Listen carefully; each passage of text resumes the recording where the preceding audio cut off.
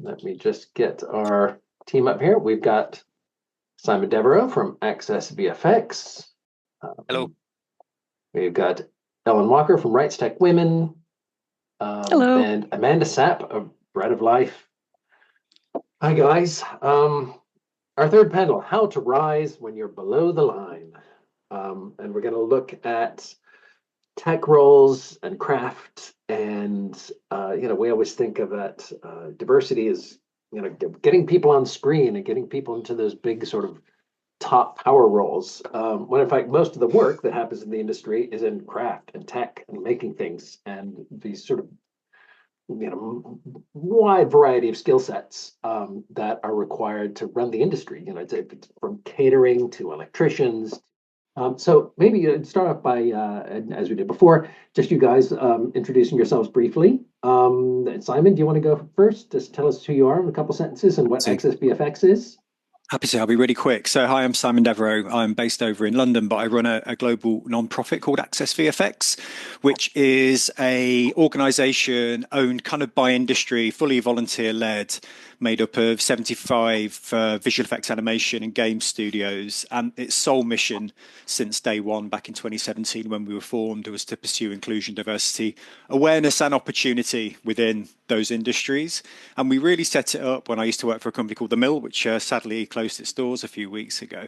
And it was a direct reaction to the reality that the industry was run by geeky white boys who like explosions and Marvel movies. So we've been trying to change the rhetoric around that and the population of the industry, because we're in the business of storytelling, and storytelling comes from all walks of life. So that's the shortest version I've ever shared. So I'm sure we'll get into it as we go through the panel. So, Amanda? Hi, my name is Amanda Sapp. I'm the general manager of Amazing 102.5 FM, a community-driven radio station here in Houston, Texas, and the VP of Media at Bread of Life, Inc. My work sits at the intersection of media, community, and advocacy, giving a voice to those who are often unheard.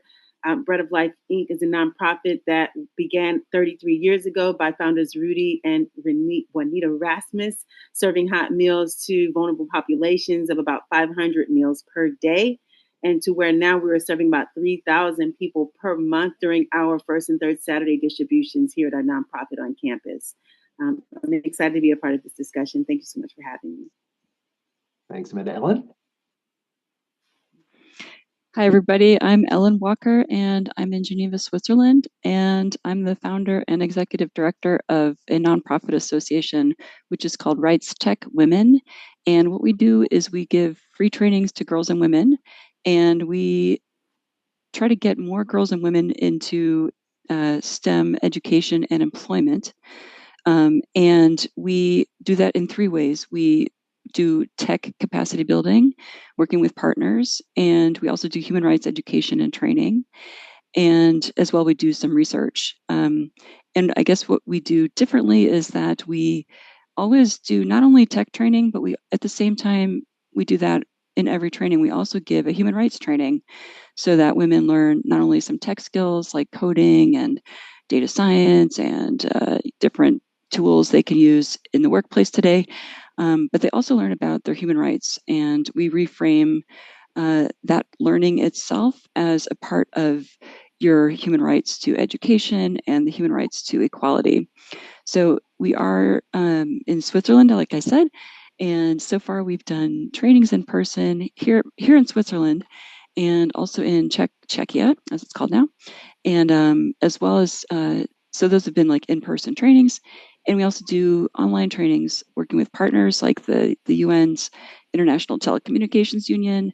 And doing that, we reached some girls and women in countries around the world, like in Turkey and Nigeria, India, Kazakhstan, and Norway, US, and other countries.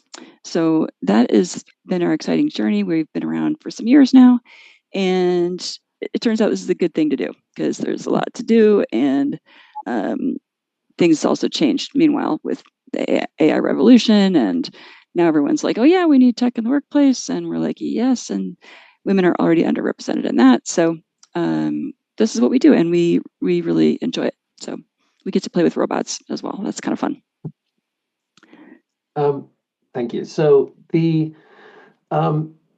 what are the sort of the barriers to tech roles? I mean, is there is it harder to get diversity in tech roles than it is in other areas of the industry? Is it or is it easier? Is there a way to bring people in that is maybe easier than getting people in those higher roles? I would say higher I'd roles, like those sort of maybe more big picture roles. I'd like to start with an answer to that Yeah. question. I believe as we are all deciding how we want to maneuver through this new political climate, depending on how you serve already, before any of this even took place, you already know what type of employee you want to have, regardless of race, gender, whatever. You know the type of person that you want to bring into your space. At Bread of Life, we work with organizations like the Workforce Solutions that specifically allows us to hire young adults ages 16 to 24 who are disengaged. In Texas, there are 177,000 young adults who are disengaged. And so for us, we know that there is a talent pool there that are tech savvy, that are online doing all of these amazing things they've already learned on the internet or wherever they got their knowledge. So we have an opportunity at our organization to control the narrative, deciding who we want to have, deciding if we can pick through a group of young adults who are excited about learning more about tech, that we can bring them on. I think it's up to us as individual organizations to know what type of people we want to have, specifically target that, and just do the work. Now, while that may seem like, just do the work, it's really more of who are you serving anyway? What population are you serving, and do you want to serve them well?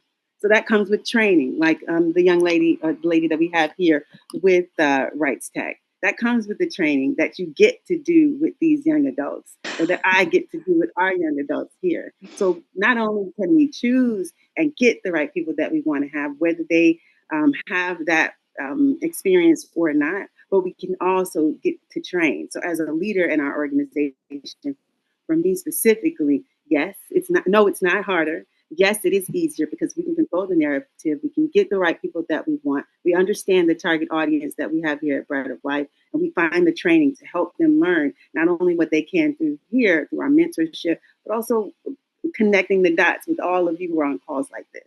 So it's actually easier for us. It gives us a more centered approach. And actually, it seems that I'm reminded of what was mentioned in one of the earlier talks about like people going, well, where are the people?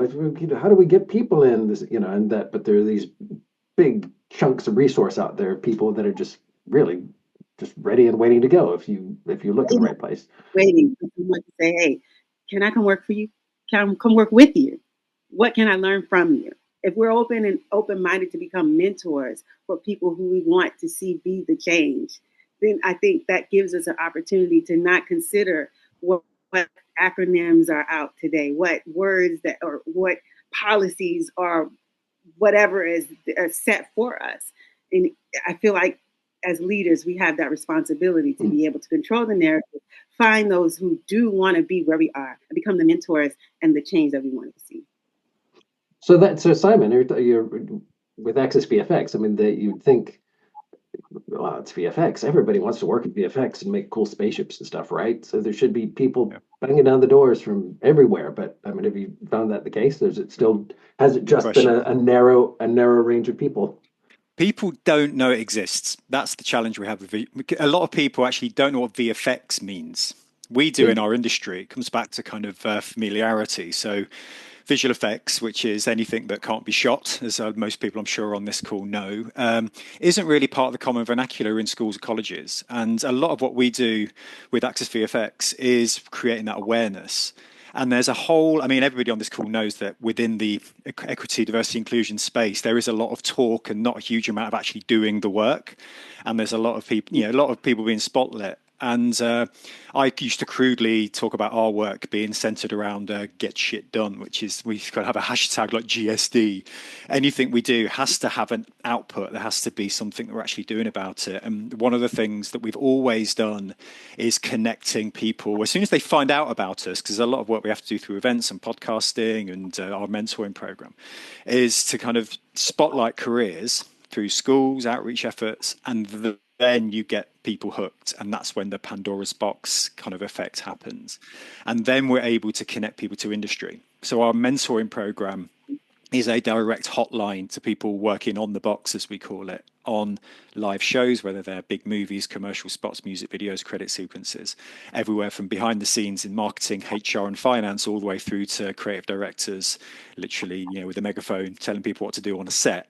And we're trying to get people connected to that. And we're doing that through our mentoring program, our e-mentoring program. It's completely global. One thing I touched on in my intro was we started out in the UK, like fully grassroots, and we've just spread because nobody's doing what we do in visual effects and animation. There's lots of organizations, but not grassroots kind of industry owned organizations that are truly connecting people. So there's lots of issues. We've got the kind of hidden career that is visual effects, particularly in education. And then we've got a bit of a disconnect between education and industry. So there's a lot of courses, university, college, anything extracurricular that has a high proportion of what you'd consider diverse students. Then you don't always see that translated in industry. And I think that's something we're working on as well. And a lot of our work tends to be focused both, split between aspiring talent and getting those people in, and then working with the studios to make sure that their practices are aligned with what we're trying to achieve, way beyond my lifespan, hopefully. Or not hopefully, I'm not wishing I pass away before I see some output. But there's a lot. It's a big question, Neil, to be fair. Well, is it also this idea of like sort of technical roles and craft roles? There's kind of a mental block already there. Like, oh, that's some technical thing. I don't have the education for that. I really don't. I mean, I'm not good with numbers. Like, the computer. I don't know what I'm looking at. So is there a barrier there that some people maybe that it's intimidating to some people? Oh God, yeah, it's intimidating. Like you see a finished Marvel movie. I'm using Marvel movie as a catch-all term for something amazing on a big screen, right? But you see that work and it's super intimidating. But that amazing work is the product of thousands of artists, behind the scenes pipeline, technical directors and production staff all working together to achieve that. If you've ever stayed to watch the end credits, and it gets the VFX teams, it just goes on and on. I mean, I get my little boy to watch them when I take him to the cinema, and he drives him mad because it's a family tradition. I say, you're watching the credits, you're going to see all the people that works on this show, right? And it's so many, and it is the product of genuine collaboration. The other thing I'll mention is there's a lot of young people that we meet at events now who are completely self-taught. They call it the University of YouTube. So if you can get hold of Blender, which is open source software, I mean, the animated feature Flow was created fully, the one that won the Oscar this year, beat Pixar Inside Out 2, made fully in free open source software in Blender by mostly self-taught artists. And we're meeting 16, 17-year-old kids at events now who are making this kind of stuff on their phones. They're using open source tools. And it can be, as long as you've got access to a tablet, a laptop, and you've got access to the internet somehow, you can make this stuff and you can teach yourself. And in some cases, a lot of the apprentices we hire are coming in at that age without any need to go to university because they're already kind of no more than the lecturers because the software is changing all the time. But it's like anything. It's like riding a bike. It's like learning to play the piano.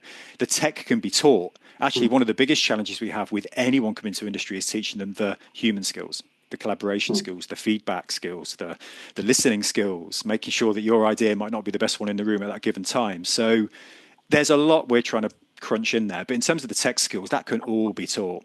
It's the, if you're working on set, I like to call it the human skills. I hate it when people call them soft skills because it totally devalues them. So, but yeah, to your point, it's scary, but once you start learning it and you're part of that pipeline, it's actually not that big a deal. And Ellen, did you want to, I mean, you were talking about, of course, you're bringing people in to, to teach them tech and to get their skills up, but also there's a bigger picture there where you're talking about human rights and their yeah, how those fit into the bigger. I mean, tech and human rights. What do they have to do with each other? Yes, one would ask.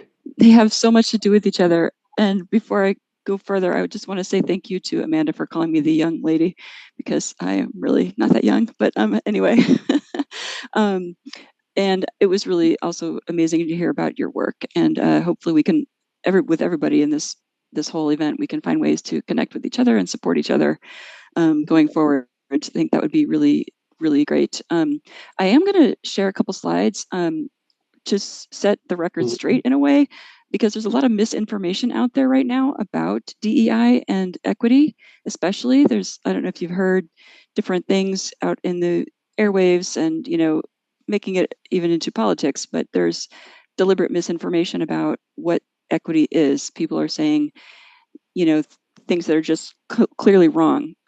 So as a human rights lawyer by background, I'm going to take the opportunity to set the record straight and be like, at least you have this information, and it's on film, the beauty of film. So as well, I do have just a few slides, and I have a couple takeaways that I think maybe we could see how things translate from the work in human rights defense. So I've worked as a human rights lawyer for the past 20 years and working with people all over the world, different situations, in different, political situations, even authoritarian regimes, and, really all kinds of the whole gamut.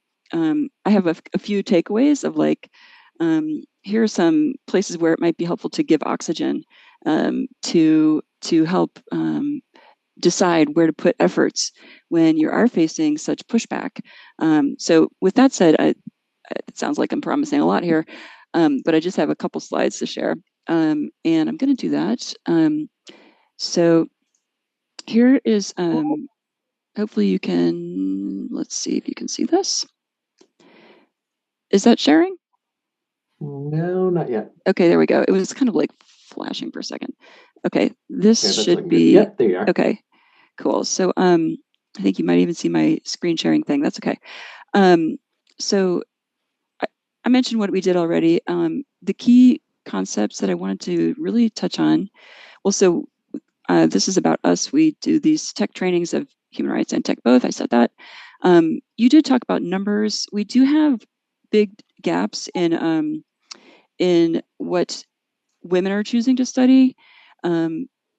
They hold less than 25% of these jobs, and about 1 in 5 tech roles. So that's quite a substantial difference. And I don't have the stats on what that is within the entertainment industry or media, but that's a big gap, clearly. And also in terms of career choices, these numbers are a lot lower for women. So this is why we work on it, about 35%. So and then how do these terms relate to human rights? I heard so many panelists say so well, Cerise as well, especially about how the language changes over the years, and there's been different language. There's going to be new language. One thing I think is a common thread is the human rights that go underneath them. And I think that where human rights can be helpful is with the vocabulary and also the tools, because human rights do have vocabulary that can be helpful, but also tools that you can use to help stand up for and protect those rights and also advance those rights, not just let them stay where they are. But as so many other speakers also said, you can't just keep things where they are, because there are people who try to push it back. So as we all know, you have to keep trying to push forward. Otherwise, you're going to lose what you have.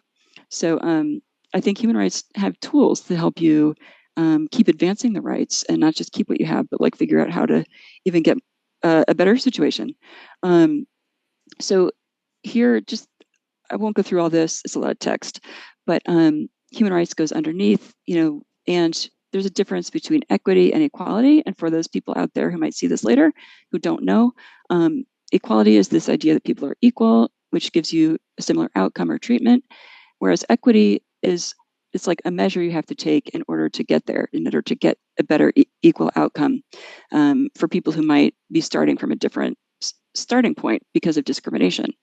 And there is, again, also misinformation and just lies about, is it wrong to take positive action.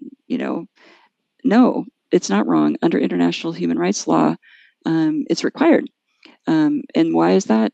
Well, after World War II, people were trying to prevent atrocities. Governments got together, they wrote down human rights into human rights treaties. And included in that was that you have to actually take proactive measures to address historical discrimination.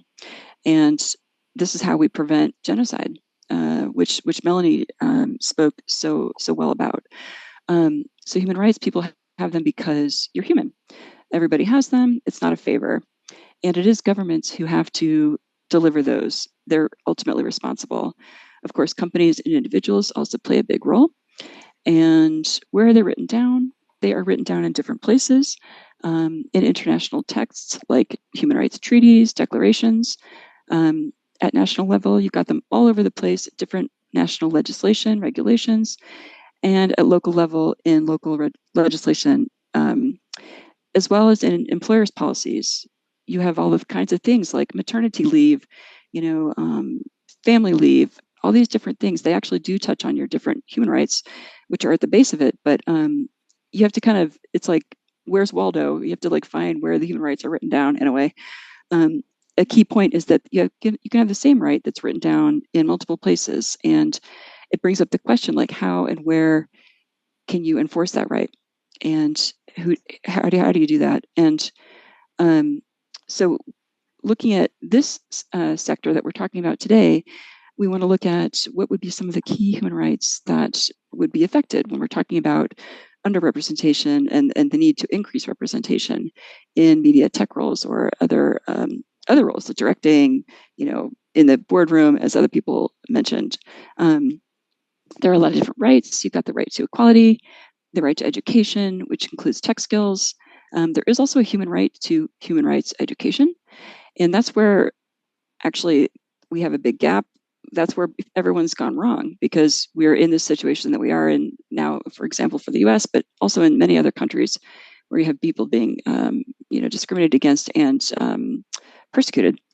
There's been a lack of human rights education. So clearly it's not just people who are victims of human rights violations who need the human rights education, but it's the whole population. So there are some other really important human rights that would be intersecting with this sector that we're talking about today. And then you've got mechanisms where you can pursue these rights and where they sort of get checked on from time to time. You've got different human rights treaties, which each have their own mechanism. Here, most of these things are in Geneva. One of them is in New York, which Melanie, I'm sure, knows much about, which is one of the mechanisms that helps look after the rights of Indigenous peoples. That's in New York, the UN Permanent Forum. So yeah, there are different mechanisms where you can pursue, depending on what rights you're talking about. Groups of rights holders can learn about these, and they can speak up and voice their rights and go to these mechanisms and kind of speaking with other governments, with other people from around, but also getting other people from around the world, but getting support as well from people around the world who they can help you get your message known, and they can come together to improve the situation of human rights. Here's the really nerdy part where some of these are written down, but anybody could go look at these later. There's sort of different treaties that center around different topics in a way. And they're all really important. And you can find a lot more info on that website. And last slide. So some key elements that I could maybe point to for discussion about, what are we at risk of losing in a way when people do really push back so much on human rights. A key thing that people are pushing back on is rule of law itself, which you need for a democratic society and for all kinds of reasons, and for you to enjoy all your rights. National human rights institutions as well. This is, I would say, a pretty tricky part, because that's the institution that is helping monitor and collect data and educate people on human rights. And so unfortunately, when you're attacking that, it's really vicious. And that's something that some of these things need to be replaced. And I think people are like water. They move where they can move, and they always will regroup and be powerful with, the things that they already have inside them. But some of the things to look at how you might want to replace them is like, well, who's going to be collecting disaggregated data? We've heard other speakers talk about, we need those numbers. We need to know if people are underrepresented. Do we know if we increased this year versus last year? If companies aren't going to collect that data now, how are you going to measure? So one of the very early speakers today talked about that. So looking at how we're going to collect data, getting accurate information out there, storytelling to help people understand in a human way about what the rights that are impacted, as well as historical memory. And certainly from all the different people representing here on the panel, the power of narrative and the power of agency and owning your narrative, to also get history right on the record. That's a hugely important role for film, and that all needs funding as Oxygen and new networks. So with that, that's what I wanted to maybe add to the discussion, just in terms of brainstorming of like, where could we flow like water to, help fill some of the gaps that we're going to see during this, I would say, temporary time, at least for some countries, hopefully. But, facing issues that people do face around the world, how can maybe each of us do something as part of it and to support each other? So those were the slides, and thank you so much for allowing me the space to do that. I know it's not a good discussion thing, but I am a nerd, and it's real. So that's just how it is. But with that, I turn it back over to you. Thank you. I think that's a great place to end it. We're going to have time now for more discussion because we're going to go to breakout rooms.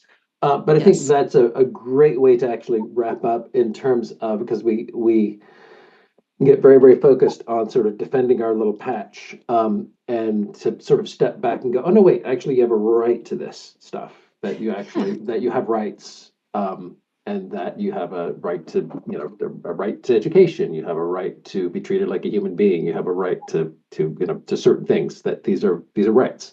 And you don't have to convince somebody. That's right. To give them to you, that they're already something you have. You have a right to your own story as well. I think that's key. Amazing.